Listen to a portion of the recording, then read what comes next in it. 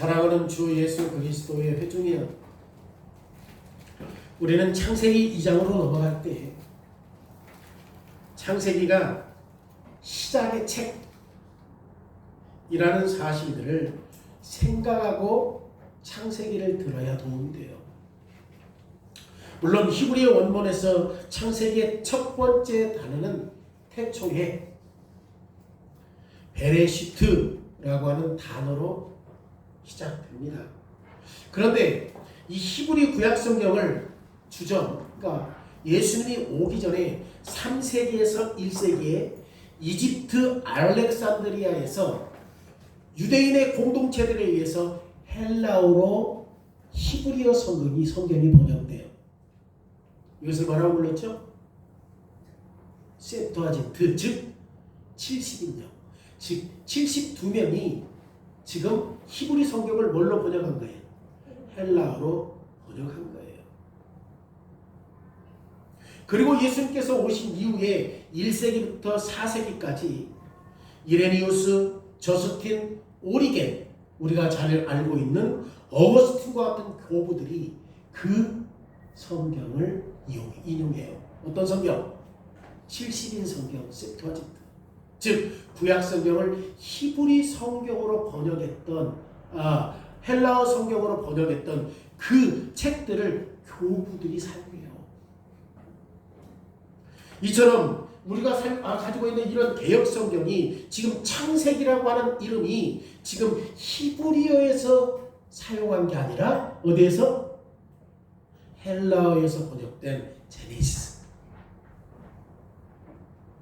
이 제네시스라고 하는 뜻이 뭐예요? 탄생, 즉 발생, 생명의 시작, 새로운 것의 시작을 의미하는 게 제네시스예요. 창세기는 오늘날 우리가 아는 것들의 기원과 시작을 다뤄요. 그리고 창세기 50장에 걸쳐서 연속된 일련의 이런 여러 가지 시작들을 보여줍니다. 지금까지 창세기 1장부터 2장 3절까지의 내용을 살펴보면서 이 창조의 시작을 A부터 Z까지 다 살펴본 거예요.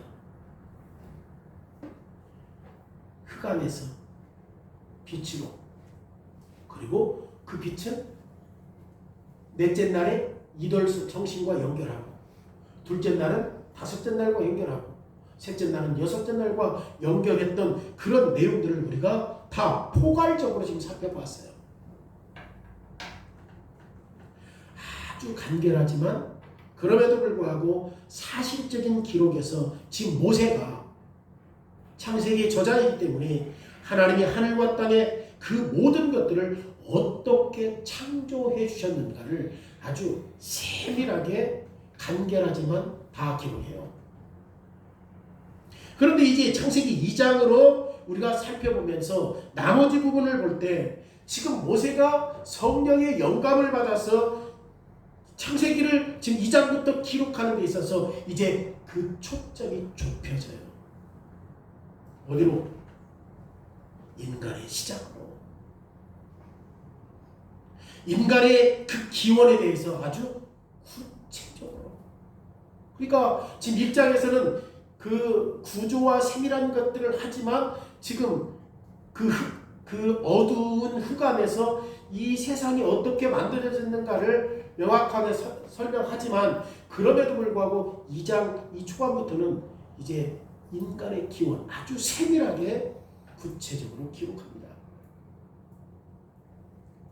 사람들은 창세기 1장에서 2장으로 넘어가서 혼란스러워해요. 아니면 좌절감을 느끼기도 해요. 왜 그렇습니까? 창세기 2장의 일부는 1장의 내용을 반복하는 것처럼 보이거나 심지어 모순되는 것처럼 보이기 때문에 그래요.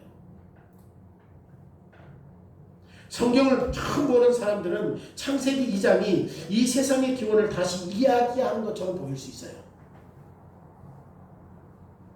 그런데 실제로 창세기 2장에서 우리는 사람의 기원에 대한 자세한 기록을 보는 거예요. 창세기 2장은 여섯째 날 창조, 특별히 사람이 창조된 순간을 지금 확대경으로 보는 것 같아요. 사람을 창조하셨던 내용들이, 사람이 어떻게 형성되었는지, 사람이 어디에 배치되었는지, 사람에게 어떤 책임과 어떤 기회를 주었고 사람에게 어떤 자원과 어떤 재료를 주셨는지, 그리고 사람에게 어떤 도우미를 주셨는지 지금 아주 세밀하게 기록하고 있어요. 하나님은 사람과 창조주와의 관계에 대해서 매우 중요한 사실들을 지금 창세기 2장에서 보여주고 있습니다. 오늘 설교 제목이 뭡니까? 하나님께서 에덴 동산에서 사람과 언약을 맺은 거예요. 잘 기억하셔야 됩니다. 첫째, 기쁨의 동산. 지금 처음에 우리를 혼란스럽게 할 수 있는 것은 4절에 지금 첫 문장이에요. 뭐라고 얘기합니까? 이것이 천지가 창조될 때 하늘과 땅의 내력이다. 이 문장만 보면 우리는 여섯째 날의 창조 주간에 또 다른 비전, 또 다른 어떤 것들이 추가되나? 라고 기대할 수 있어요. 왜? 하늘과 땅의 내력이라고 하니까. 근데 지금 이보다 더 깊은 의미가 있어요. 뭐냐? 여기서 지금 내력이라고 하는 단어가 뭐냐면 히브리의 원래 단어에 톨레돗이라고 하는 그 단어를 사용해서 원래 기원, 즉 역사, 후손들이라고 하는 단어를 사용해요. 그러니까 이 장에 들어와서 지금 사람에 대한 부분들을 자세히 설명하면서 지금 사람의 기원, 사람의 역사, 사람의 후손들에 대한 부분들을 내력이라고 하는 그 단어 속에서 표현하고 있는 거죠. 왜냐하면 창세기 2장의 말씀에 보면 지금 이 톨레롯, 내력, 이 기원, 역사, 후손 이런 단어가 11번 나와요. 특별히 지금 그러한 단어를 사용할 때 주로 사람과 그 가족의 역사를 기록하며 시작할 때 톨레스돗이라고 하는 단어를 사용해요. 예를 들면 창세기 5장 1절에 아담은 아담의 계보를 적은 책이다라고 얘기하거든요. 톨레도 계보예요, 계보. 사람의 시작, 사람의 역사, 사람의 기원, 사람의 후손. 그러니까 그리고 나서 5장 1절에 곧바로 말하고 있어요. 아담의 후손의 족보가 나오거든요. 따라서 본문에서 하늘과 땅의 내력이라고 하는 말은 하늘과 땅에서 나오는 것, 하늘과 땅에 의해 생성되고 생산되는 것들을 다 말하는 거예요. 그리고 그 맥락에서 사람이 그 내력의 중심에 있습니다. 앞으로 사람이 살아가는 이 세상이 어떻게 그 내력이 진행되는가? 그 중심에 누가 있다? 사람이 있다. 7절에 보세요. 여호와 하나님이 땅의 흙으로 사람을 지으시고 생기를 그 코에 불어넣으심이 사람이 생명이 됩니다. 지금 여기서 하나님의 능력으로 사람은 땅 자체에서 만들어진 거예요. 사람은 원래 뭐예요? 먼지요, 먼지, 흙이요. 하나님의 능력으로 마치 아담에게 자녀들을 태어나듯이 하나님은 하나님의 능력으로 흙에서 사람을 만드셨어요. 우리는 진정한 의미에서 뭐야? 인간은 흙을 진정한 의미에서 하나님은 흙입니다. 우리의 육체의 기원은 땅의 흙에서 왔어요. 우리의 몸은 하나님의 놀라운 지혜로 결합된 흙의 입자에 불과하다. 사람은 흙에서 취해졌고 결국 흙으로 돌아갈 것이다. 여기서 우리는 겸손하지 않을 수 없지요. 우리는 종종 자신을 높이 평가하고 다른 사람보다 우월하게 생각하고 그리고 외모나 능력이나 사회적인 지역의 입지나 육체적인 힘 그리고 내가 하는 일의 중요성 때문에 자부심을 느껴요. 야, 이런 사람이야. 내가 저 사람보다 잘생겼어. 내가 저 사람보다 인물이 뛰어나. 내가 저 사람보다 능력이 있어. 내가 하는 일이 저 사람보다 좀 더 높은 수준 있는 일을 해. 자부심을 느껴요. 그런데 우리 자신 속이지 마십시오. 사람은 원래 뭔데? 흙이라니까, 먼지라니까 사람. 시편 103편 14절로 15절에 이는 그가 우리의 체질을 아시며 우리는 단지 먼지뿐임을 기억하십니다. 하나님은 우리의 체질을 아시는 거야. 사람이 뭐야? 먼지요, 먼지. 인생은 그날의 풀과 같으며 그 영화가 들의 꽃과 같도다라는 노래예요. 하나님은 그것을 기억하신 거예요. 무엇을? 사람의 존재가. 그러면 우리는 흙과 먼지에 지나지 않는다는 사실들을 실감하며 살고 있습니까? 우리가 먼지라는 것을 알 때 비로소 하나님이 우리를 흙에서 만드셨구나 라는 사실들을 깨달을 수 있어요. 7절 보세요. 여호와 하나님이 땅의 흙으로 사람을 지으시고 생기를 그 코에 불어넣으신 사람이 생명이 되니라. 지금 하나님이 사람을 창조하실 때 얼마나 정성을 기울였는지 보십시오. 다른 피조물은 어떻게 창조하셨어요? 말씀으로 끝난 거야. 근데 하나님은 흙을 모아서 마치 토기장이가 지금 뭔가를 빚듯이 많은 시간을 들여서 사람을 창조해요. 사람은 다른 피조물처럼 말씀으로 안 해요. 하나님이 직접 만들어요. 사람에게 많은 시간을 드려요. 그런데 하나님은 단순히 흙과 먼지를 형상한 것이 아니에요. 7절 말씀 보세요. 하나님이 땅의 흙으로 사람을 지으시고 생기를 그 코에 불어넣으시니 사람이 생명이 되었다. 여러분, 하나님이 흙과 먼지를 취하시고 그 안에 생기를 불어넣었다라고 말씀할 때 보십시오. 얼마나 경이로운가. 오늘날 과학자들은 지금도 생명을 만드는 방법을 몰라요. 과학자들은 세포를 조작할 수 있고 세포가 번식할 수 있는 적절한 조건들을 설명할 수는 있지만 생명의 과정을 점화시키는 생명의 그 과정을 창조하는 죽은 물질에게 생명을 일으키는 것은 과학자들이 못해요. 할 수 없어요. 과학자들이 앞으로 생명을 시작할 수 없는 이유는 여러분, 사람의 생명은 하나님이 주신 그 호흡, 곧 하나님의 숨결에서 나오기 때문이에요. 사람의 생명이 어디서 나와?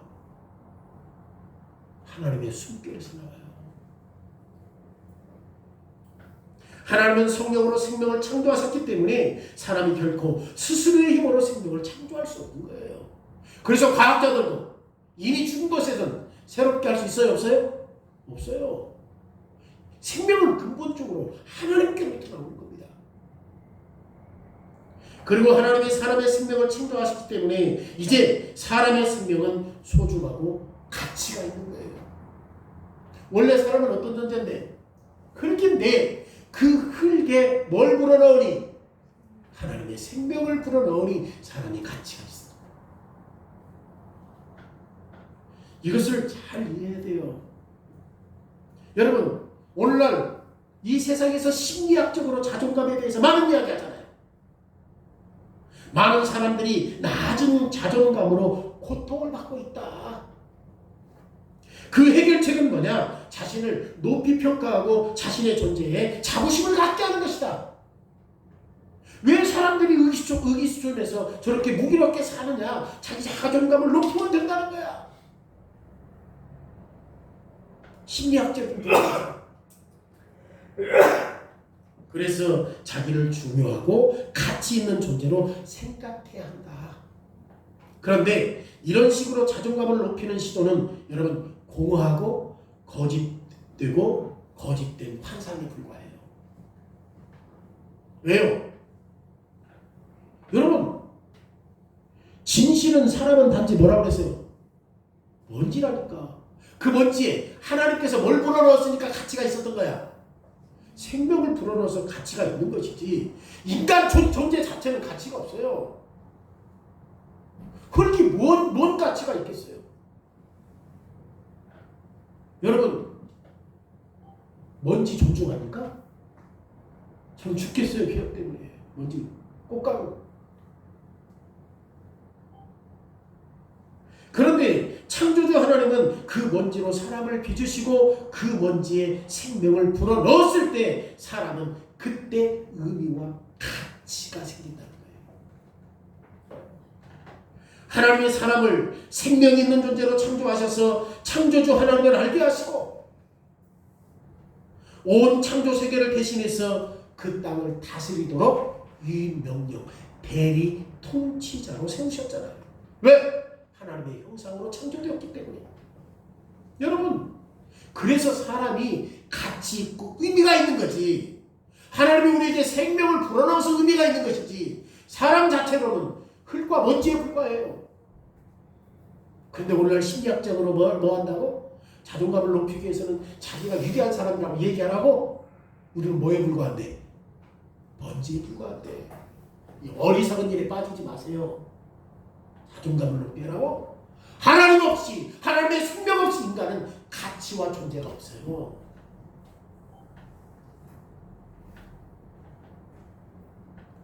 우리는 자존감이라고 하는 허상에 빠지면 안 돼요.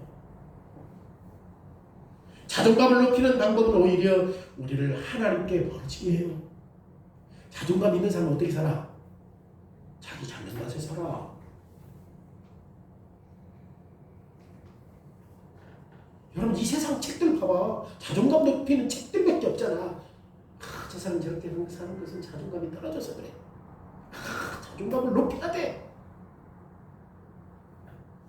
여러분 자존감을 높일 때 자기 자신을 자기 자신 안으로 가둬버리는 거예요.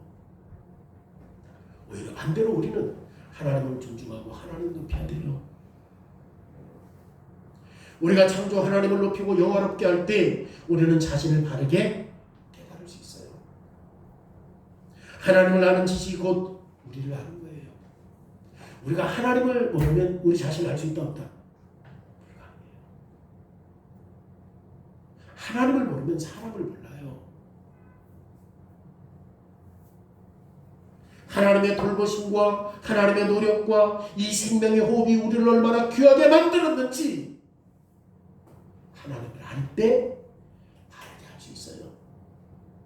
이제 우리는 무가치한 존재가 아니야. 왜요? 하나님이 우리에게 뭘 넣어서? 생명을 불어넣어서. 우리의 삶은 가치 있고 의미 있는 존재예요. 절망할 필요가 없어요. 왜? 우리는 하나님의 걸작품. 우리의 영혼은 하나님의 호흡에서 나왔기 때문에 하나님이 우리를 투자하시고 하나님이 우리와 교제하시고 하나님과 우리의 관계를 맺게 하시는 것이 우리를 가치 있게 드러내요.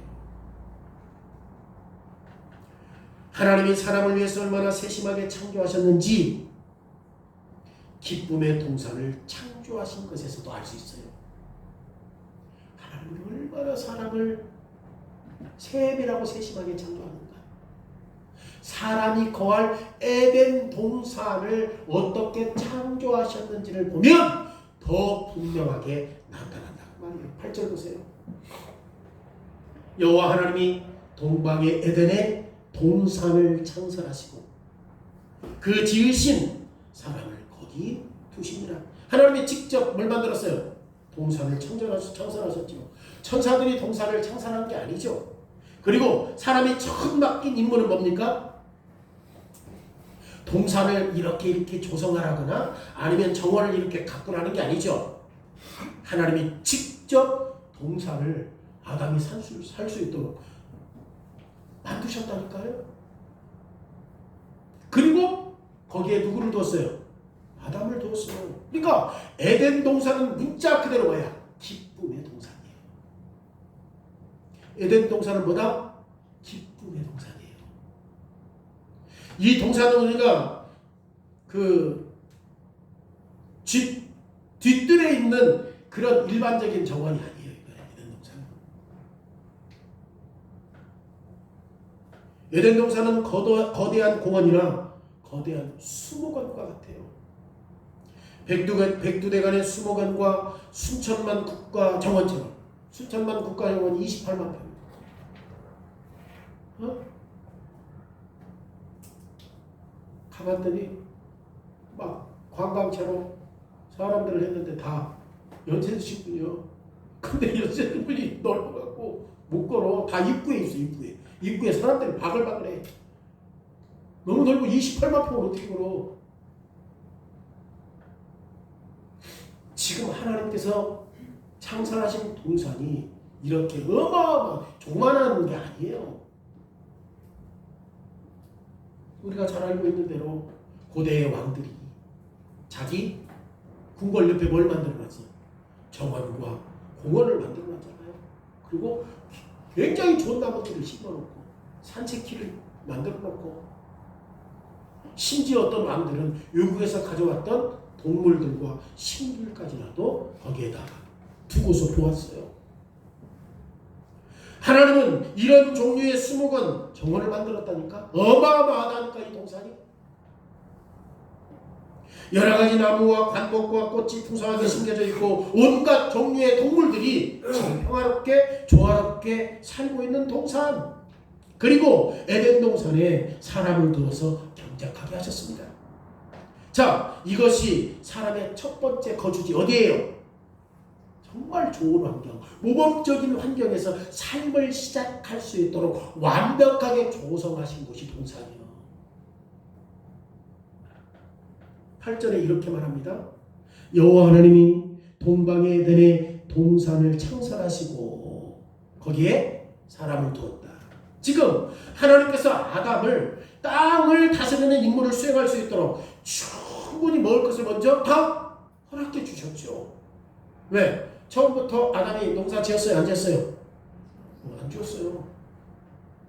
그냥 지면에서 뭐만 올라와? 안개가 올라와서 지금 모든 식물들이 자랄 수 있어. 비가 안 와도. 어쨌든 간에 이 에덴 동산에서 이 동산에서 아담이 최적한 삶 속에서 풍성하게 먹을 것을 다 조성해 주었단 말이에요. 그런데 여기서 중요한 것은 단순하게 음식을 먹을 수 있었다. 그것이 아니라 8절 잘 보세요. 이 나무들은 어떤 나무예요? 보기에 아름답다. 이 나무들은 아담과 하와에게 먹을 것을 제공할 뿐만 아니라 보기에도 아름다운 거예요. 여러분, 하나님은 지금 의도적으로 그 동산을 어떻게 만든 거야? 아름답게. 아름다움, 미학. 이것은 우리가 종종 무시하는 부분이거든. 우리는 종종 실용적인 걸 추구하잖아요. 아름다움 뭐돼? 먹을 것이 없는데. 그래서 우리는 단일 민족으로서 계속해서 빨리빨리 문화 속에서 근면, 성실, 효율성, 기술 이런 것들로 잘 알려져 있기 때문에 막 아름다운 작품, 멋있는 작품 그런 게 우리는 아직 그 문화 속에서 잘 드러나지 않아. 빨리빨리 문화라. 스위스처럼 시계를 아주 정교하게 아름답게 만들어갖고 그런 게 별로 없어. 그런데 지금 아름다운 것, 눈에 보기에 좋은 것도 하나님이 창조하신 일이고요. 잠언 31장 30절에 고운 것도 거짓되고 아름다운 것도 헛되다 이렇게 말씀하지만 타락한 세상에서도 아름다운 것들이 하나님의 영광을 위해서 비춰질 때 이건 축복입니다. 우리는 종종 기능만 괜찮으면 된다. 모양은 중요하지 않다. 마치 실용적인 것이 절대적이지 아름다운 것이 뭘 필요가 있냐. 이런 문화 속에서 살아온 사람들이거든요. 차가 여기서 지금 부산까지 가야 돼. 그러면 끝나는 거예요. 그 차가 무슨 빨간색이면 어떻고 아름다우면 어때? 못 가면 무슨 의미가 있겠어. 그런데 지금 처음부터 이런 미학과 아름다움은 눈을 즐겁게 하는 것은 하나님이 우리의 삶을 풍요롭게 풍성하게 하도록 주신 선물이에요. 아름다움도. 우리의 삶이 하나님의 아름다움과 위대함을 더 잘 반영하도록 돕는 거예요. 아름다움이. 보기에 좋은 건축물을 갖는 것이 헛된 것이 아니라 마당을 잘 꾸미는 것이 허영이 아니라 자신을 아름답게 만드는 것도 하나님께 드리는 선물로서 그게 올바르다 만다면 자신을 막 꾸며갖고 자기 자신을 드러내는 게 아니고 이게 진짜 하나님 앞에 아름답게 모습으로 드러내는 모습이라고 한다면 이건 네 아니에요. 아름다운 거예요. 하나님께 영광이에요.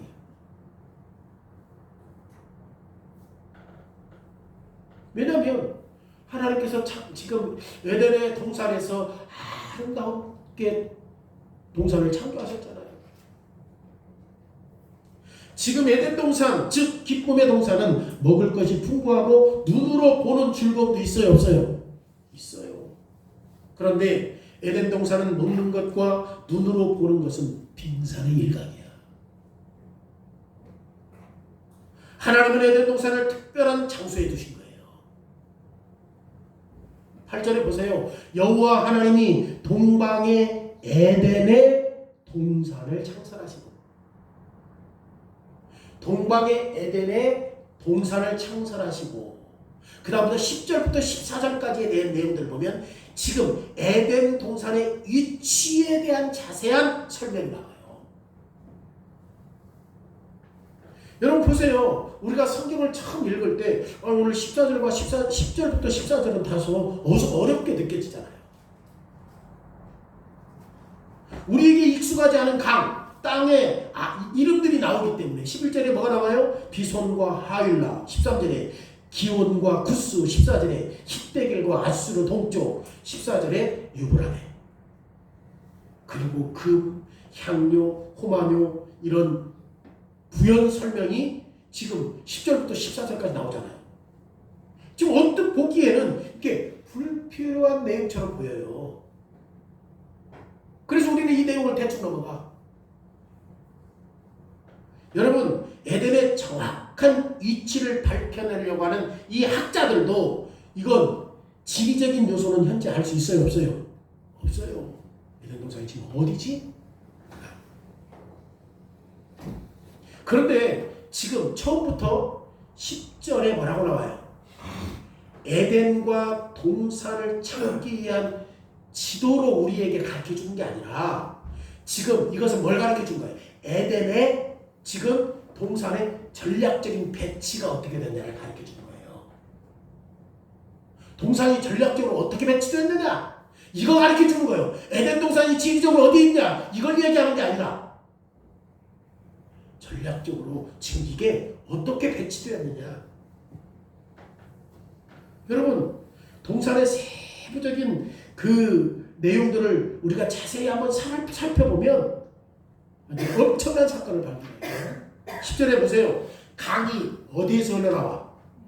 에덴에서 흘러나와 어디를 적셔? 이제 여기서 이제 진짜 중요한 게 나옵니다. 에덴과 동산은 달라.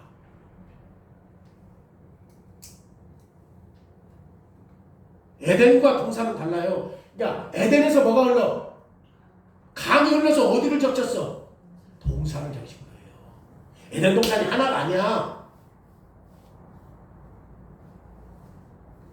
지금 거기에서부터 뭐가 나와? 4개의 강이 나온 거예요. 에덴에서부터.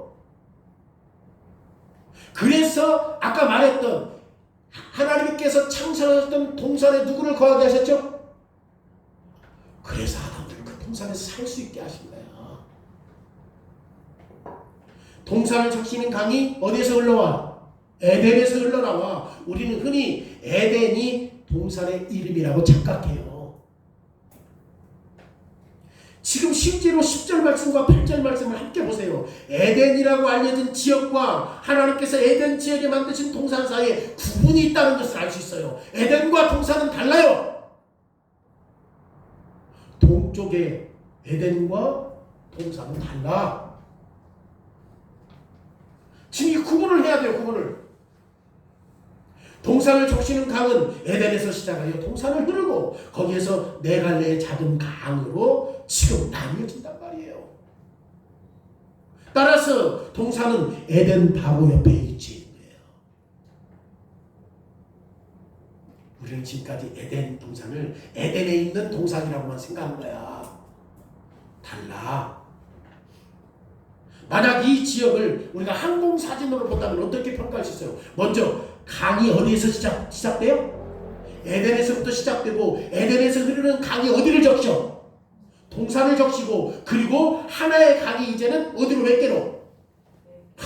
동산의 4개로 지금 물이 공급되는 넓은 세상으로 이어지는 모습을 그려볼 수 있는 거예요.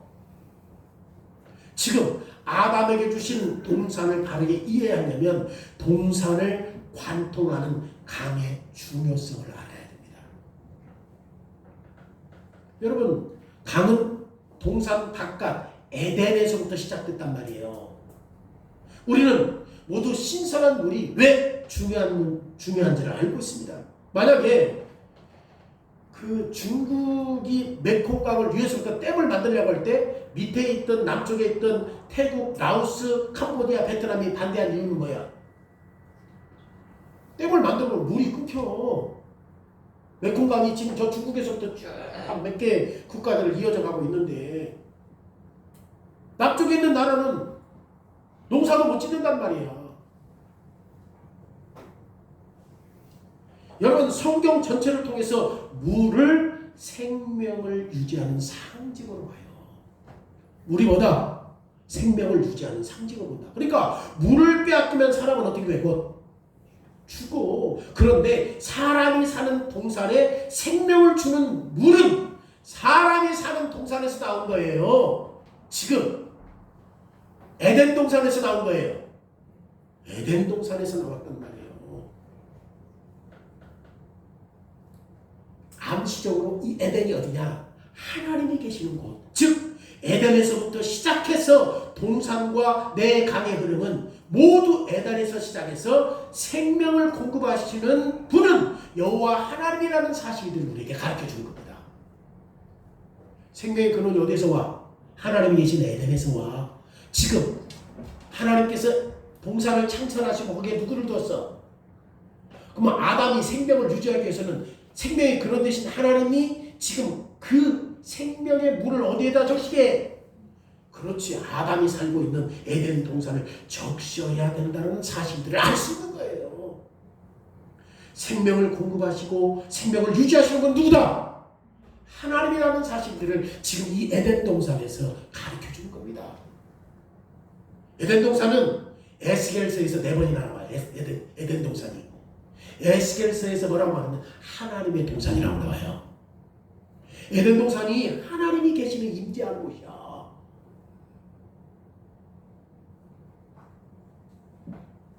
에덴 동산은 단순히 사람의 거처가 아니라 하나님의 거처예요. 여호와 하나님이 지금 에덴에 하나님의 지상 성소를 만드신 거예요. 하나님이 생명을 주신 분이라고 하는 이런 배치는 그래서 요한계시록 21장 우리가 읽었던 거예요. 하나님이 어떤 분이냐? 생수의 근원 되신다. 생명의 근원 되신다. 지금 창세기 2장에서도 지금 아담을 동산을 잘 아름답게 만들어 놓고 거기에 살게 하시고 그들이 살기 위해서는 에덴 하나님이 임재하시는 이 동산에 임재하시는 그곳에서 뭐가 흘러나와야 돼? 생수의 강이 흘러나와야 그들이 생명을 유지할 수 있는데 그 똑같은 내용이 요한계시록 21장에서 똑같이 비교해줘요. 창세기에서는 동산이지만 요한계시록 21장에서는 새 예루살렘 성으로 나타납니다. 그런데 본질적인 배치는 똑같아요. 배치 방법은. 요한계시록 22장 1절에 또 그가 수정같이 맑은 생수의 강물을 내게 보내니. 지금 이걸 누가 봤어? 세례 요한이 본 거야. 요한계시록에서 환상에서 본 거야. 그런데 지금 생수의 강이 지금 누구로부터 나와? 하나님과 및 어린 양 보좌로부터 흐른다는 거야. 야, 성경이 이렇게 완벽할까? 창세기 2장에서 생명의 근원이 하나님부터 흐른다? 요한계시록 21장에서 지금 수정같이 맑은 생수의 강이 어디로부터 와? 하나님과 어린 양으로부터 흘러나온다는 거야. 여러분, 생수의 강은 하나님의 보좌의 시장에서 지금 새 예루살렘 성 백성들에게 지금 생명을 공급하고 있다는 것을 가르쳐 주는 것입니다. 에덴 동산과 다른 평행점은 뭐예요? 에덴 동산에서는 뭐예요? 강이 4개로 흘렀지만 요한계시록 21장에서는 어디로 흘러? 강이 중앙으로 흘러. 중앙으로 흘러. 그거 보세요. 에덴 동산이 강물이 중앙으로 흐른다고. 요한계시록 21장 이전에 길 가운데로 흐르더라. 강 좌우에 생명나무가 있어 12가지 열매를 맺되 날마다 그 열매를 맺고 그 나무 잎사귀들은 만국을 치료하기 위하여이다. 그러니까 에덴 동산은 에덴에서 동산을 적시는데 4개의 강을 흘렀죠. 새 예루살렘은 어떻게 돼? 예루살렘 한 가운데로 가는 거예요. 요한계시록 22장 2절.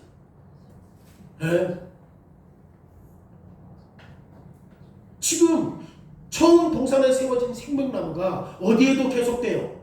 새 예루살렘에서도 생명나무가 그대로 돼요.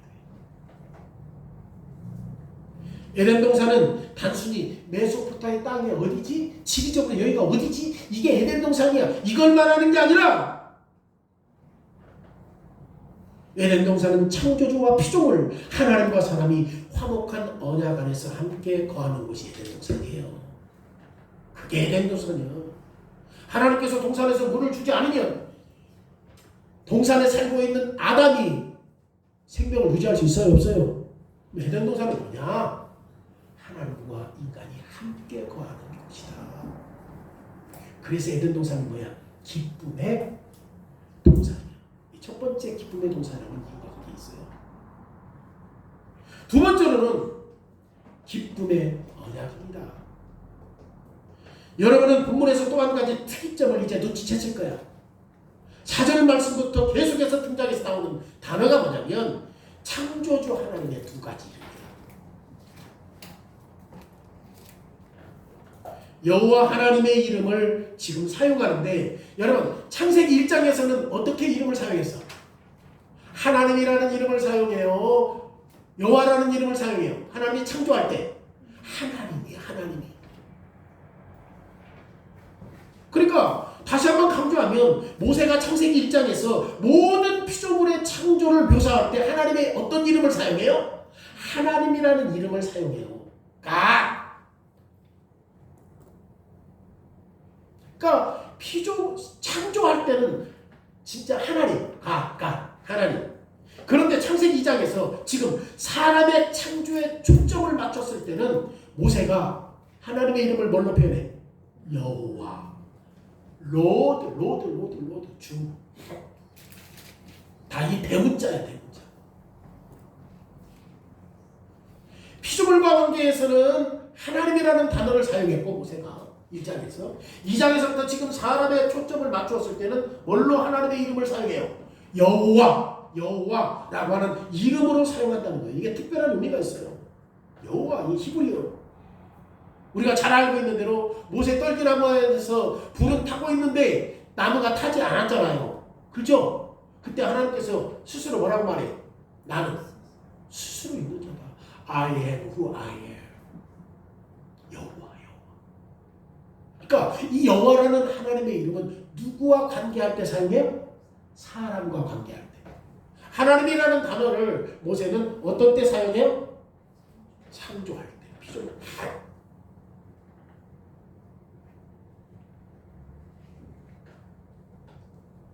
지금 십계명 서문에서 나는 너를 애굽 땅 종되었던 집에서 인도에는 내 하나님 여호와다. 그 다음에 십계명이 나와요. 따라서 지금 영감받은 모세가 이 창세기를 기록할 때 지금 사람의 창조를 설명하면서 하나님의 이름을 뭘로 사용해요? 여호와로 지금 사용할 때 모세는 즉시 우리에게 언약 관계를 생각하게 한 거예요. 여기서부터 언약 관계가 와. 하나님의 이름 속에서 여호와, 사람과의 관계에서 여호와라는 이름을 사용할 때는 이건 우리와 어떤 관계다? 언약과의 관계 속에서 지금 이것을 생각하고 있는 거죠. 우리가 성경을 빠르게 읽다 보면 하나님이 사람에게 에덴 동산에 좋은 환경을 주신 이후에 마치 떠나서 지금 멀리 계시는 것처럼 착각하기 쉬워요. 그리고 멀리 있다가 오고 멀리 있다가 오고. 그런데 하나님은 사람과 함께 교제하고 사람과 함께 교통하고 사람의 언약 안에서 살 수 있도록 창조하신 거예요. 하나님은 멀리 계신 분이 아니라 에덴에 함께 계시고 사람을 자기 곁으로 늘 이끌어 주시는 분이에요. 에덴 동산은 사람만 사는 것이 아니라 사람이 마음대로 다스리는 개인 놀이터도 아니고 하나님은 사람과 함께 계시고 사람과 언약을 맺으셨다는 사실들을 뭘로 보여줘? 그의 이름을 통해서. 이것이 우리가 에덴 동산 중앙에서 명령하신 두 나무를 볼 수 있는 이유예요. 하나님은 상황과 무관하게 멀리 떨어져 계신 분이 아니에요. 사람에게 인문을 바꾸시고 동산 중앙에 있는 한 나무를 지금 기억하도록 명령하셨잖아요. 여호와는 창조주 행위의 자체를 통해서 사람과 깊은 그리고 관계를 계속해서 자신과 묶어두셨다는 것을 그의 이름 속에서 보여준 거예요. 에덴이 뭐야? 기쁨의 동산이잖아요. 그 기쁨의 동산에서 하나님은 누구와 늘 함께하길 원해요? 사람과 여호와 사람과 자기 자신을 그 언약과 이 묶어두심으로 인해서 늘 함께하기를 원하셨던 거예요. 생명나무와 다른 나무에 대해서는 다음에 살펴보도록 하겠지만 지금 여기서 중요한 게 뭐예요? 에덴과 그 동산의 전체 구조는 처음부터 하나님이 의도하셨다는 것을 알 수 있어요. 처음부터 하나님이 어떻게 의도하신 거야? 동산을 창설하시고 거기에 누구를 두었어? 근데 생명의 근원은 어디에서 와? 이 땅에 임재하셨던 하나님의 동산, 지금 에덴에서 생명의 물줄기가 흘러나오고 그리고 그 안에서 여호와라는 이름을 통하여서 늘 하나님은 사람과 어떤 관계를 맺기를 원했어요? 언약과의 관계 속에서 함께 교제하기를 원하셨다라고 하는 겁니다. 하나님이 사람과 거룩한 언약 안에서 함께 살려고 하셨던 거죠. 이게 하나님의 뜻이에요.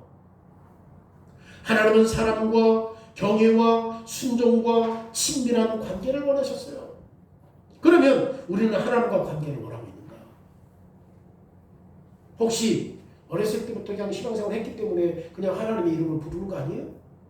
진짜 먼지와 같은 존재인데 하나님이 우리에게 생명을 넣어서 사람을 같이 있게 하셨고 동산을 창설하시더니 그곳에 진짜 아름답게 하셨고 사람을 거기 두시고 에덴에서 생수의 근원이 흘리게 하셨고 그리고 그분을 여호와라고 하는 이름을 통해서 모세를 통해서 그가 하나님 사람과 늘 함께 교제하기를 원하셨다라고 하는 사실 알고 있어요? 근데 우리는 하나님을 그냥 어렸을 때부터 주일날만 예배드리기 위해서 부르는 하나님 아니냐고.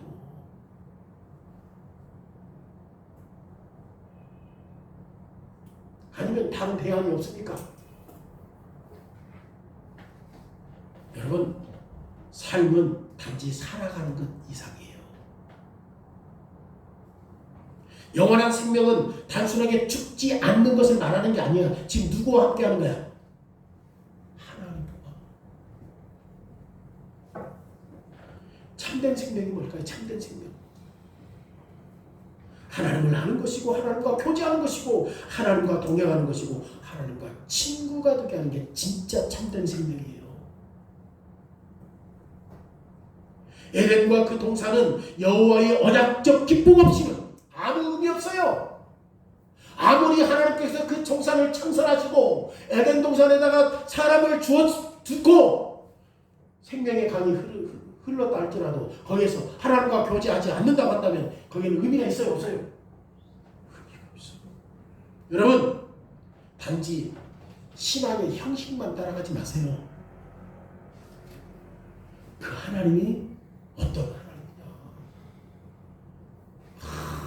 11시 예배드리고 시편 찬송하고 뭐 수요일날 성경 공부하고 이 형식만 따라하지 말고 하나님이 어떤 분인가 이거 알아야 돼. 이거 알아야 돼요. 야, 우리와 함께 하기를 원하십니다.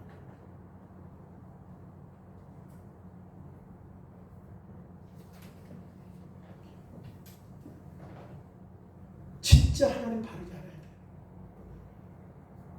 진짜 하나님 사랑하고 진짜 하나님과 날마다 함께 하는 거예요.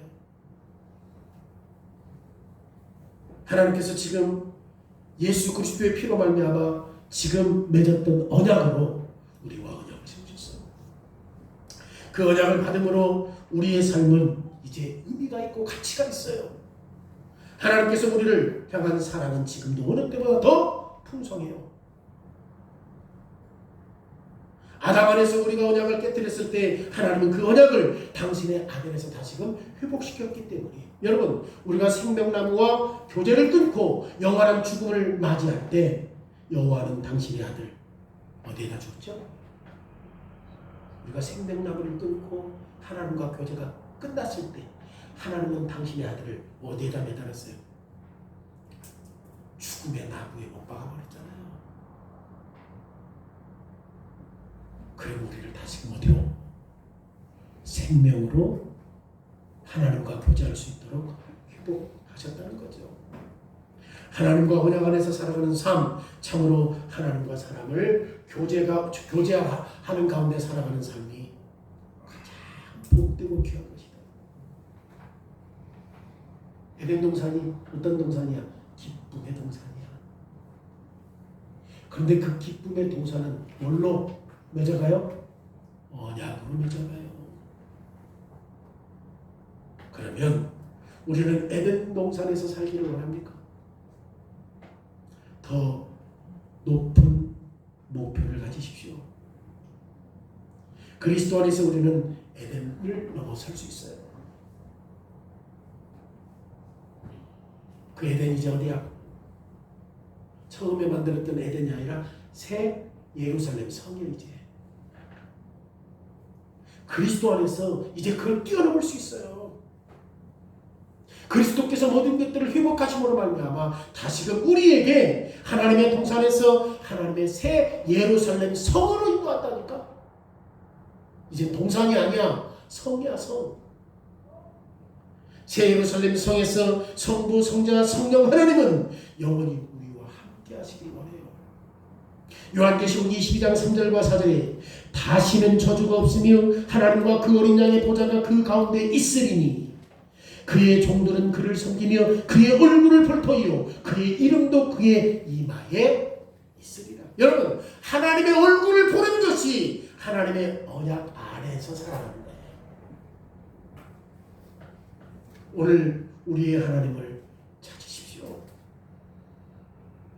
교회의 형식으로가 아니라 진짜 하나님이 어떤 분일까? 어떻게 에덴 동산에서부터 요한계시록까지 이렇게 분명하다고? 생명의 근원은 누구에게로부터 와? 하나님으로부터 와. 우리가 하나님으로부터 생명을 받아서 가치가 있게 된 거야. 사람 그 자체는 의미가 없어요. 먼지와 흙이요. 에덴 동산을 창설하시고 아름답게 하시고 그 동산을 적신 것이 어디였더라? 에덴이었어요. 에덴은 이 땅에서 하나님의 임재의 성소요. 그런데 요한계시록 22장에서 이런 모든 것들이 어디에서 이루어져요? 예루살렘 성에서 이루어진다고 하는 거죠.